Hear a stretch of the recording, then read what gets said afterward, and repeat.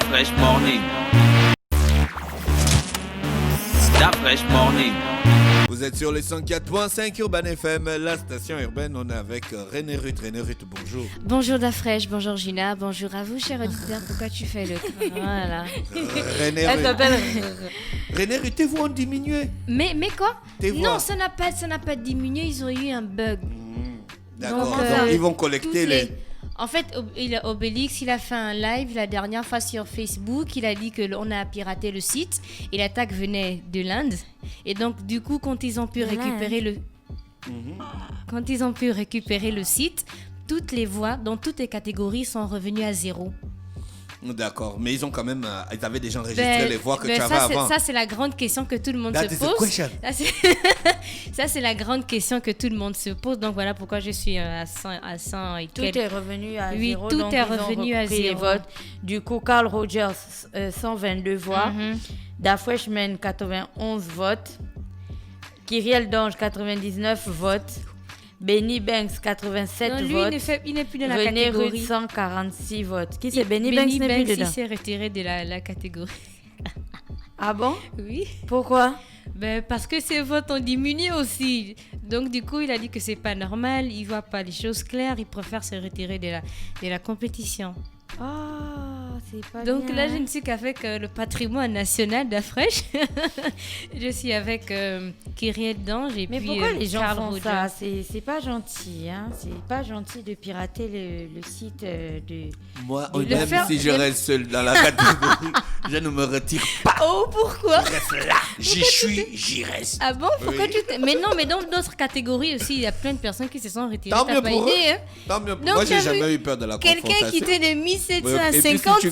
et puis si tu gagnes, ce serait une fierté pour nous et La pour la per- gente féminine. La personne qui était de 1700 à 50, il dit comment la campagne que j'ai tapée, vous voulez me ramener à zéro? C'est pas C'est possible. pas la faute de Bélix. Oui, mais ils comprennent. comprennent pas ça parce que depuis tu sais, avec ce genre d'événements, tu as senti qu'ils ne sont pas d'accord et donc il y a peut-être pas le fair play, c'est pas seulement avec le football, hein. Donc du coup là, les gens ne sont pas d'accord, ils piratent et puis bon, on espère que ça va s'arranger et qu'ils ont sauvegardé les premières voix. Donc s'ils ont sauvegardé là, c'est bon. D'accord. Ce sera toujours. René Ruth, on parle de quoi ce matin? On va parler des animaux prohibés, Mhm. donc les animaux qui ne sont pas autorisés dans la société Ndébi. Donc il existe dans la faune gabonaise toute une variété d'animaux. Autant qu'ils sont, tous les animaux se mangent, mais tous ne se mangent pas n'importe où ou encore n'importe comment. L'utilisation des animaux totémiques dans les mers ordinaires est très rarement fréquente ou tout simplement inexistante au sein des clans, c'est-à-dire que les membres du clan ne consomment pas leur totem. Donc ça, c'est quand on ne s'appelle pas Dafresh parce qu'il consomme son totem.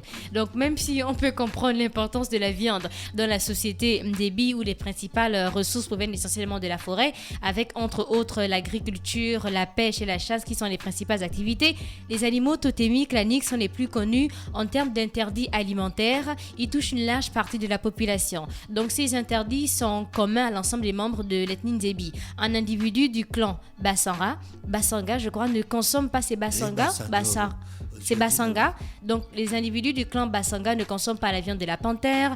Les individus du clan Chei ou encore Barouli ne consomment pas la viande de perroquet, tout comme un Michimba ne peut consommer la viande de crocodile. Donc, tu n'as jamais mangé la panthère, le perroquet de ta vie? Perroquet, jamais. On n'a pas Non, on le mange droit pas de le les perroquet. manger. Même au Gabon, on mange Je pas le t'ai perroquet. dit que Nous, on n'a pas Mais le il droit faut de les les trahir. manger et on n'a pas j'étais le droit de petite, les hein, garder en Faut Faut captivité trahir. non plus. Si tu as vu les gens Tu as manger entendu? le perroquet. Oui. On n'a pas le droit de les manger ni de les garder en captivité. Donc, les trucs que les gens Tous font les dans leur perroquets maison. qui sont en captivité à lui, là. Il n'y a pas les Nzébi qui les gardent. Je te parle des Les gens de perroquets notre qu'on clan. avait chassés en Angleterre, là, c'est les perroquets qui Oui, ça impolient. devait être des perroquets Oh, Nzébi d'accord. comme Ils ça. ont dit aux touristes, mais bimenominag. Oh là Dafresh, ils ont dit ta phrase là. Non, mais c'est parce que je Sérieux. t'avais déjà raconté Oui, l'histoire du l'histoire clan du Barouli clan. avec Oui. les perroquets. Donc, on n'a pas le droit de Mais leur On a amené les perroquets de Zébi en Angleterre. Oui. Ils ont vu les touristes. Mais comment ils ont pu Mais retranscrire que le bimenominag, perroquet a dit mais bimenouan? Hein? Mais pas Mais Mais- Et l'idée de l'interdit alimentaire se justifie par la présence dans l'inconscient collectif du clan que l'animal totem possède des pouvoirs mystico-religieux qui protègent l'ensemble des membres du clan.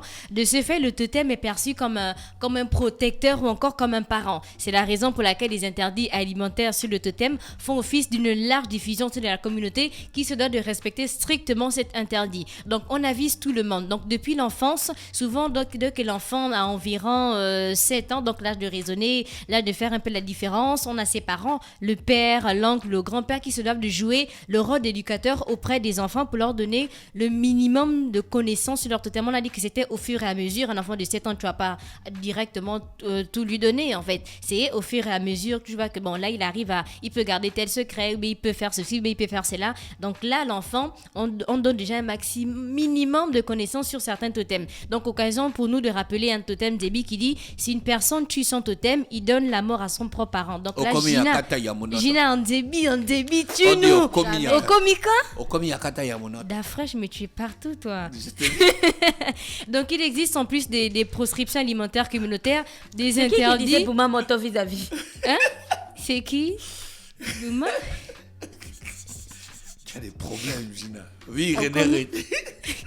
Donc, je disais qu'il existe en plus des proscriptions alimentaires communautaires, des interdits alimentaires individuels. Donc, ceci concerne la catégorie d'animaux totémiques individuels interdits ou encore des animaux acquis comme totem à la suite de la recherche d'une guérison lors d'une initiation. Comment ça se passe? Ces derniers se dévoilent quand on dit ces derniers, donc les animaux, se dévoilent pendant le processus de guérison où le malade fait un voyage astral dans lequel les animaux apparaissent. Donc, ces animaux-là sont de deux natures. D'une part, on a des animaux protecteurs qui viennent en aide. Ils s'inscrivent dans la logique des animaux totémiques claniques, c'est-à-dire que ce sont des animaux protecteurs. À la seule différence que l'animal qui apparaît dans le songe-là devient le totem individuel de la personne. On a des totems collectifs. Donc, si moi, je vais me faire initier, par exemple, et puis c'est peut-être la panthère ou bien le perroquet qui met... Non, le perroquet, il n'a pas pour le force. Donc, la panthère ou le gorille encore qui m'aide beaucoup plus, par exemple, à traverser certaines difficultés.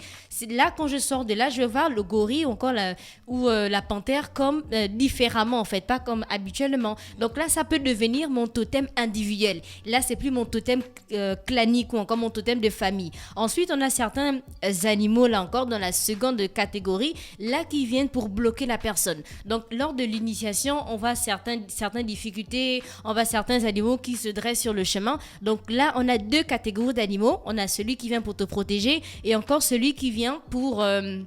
on va dire quoi, pour te bloquer le chemin. Pour débloquer cette difficulté-là et permettre la continuation au processus initiatique, un autre animal intervient en faveur de l'initié en le remettant sur le droit chemin. Donc, ce sont ces derniers qui apparaissent à nos yeux de néophytes comme une clé permettant à l'individu de franchir la porte qui va le distinguer de l'initié.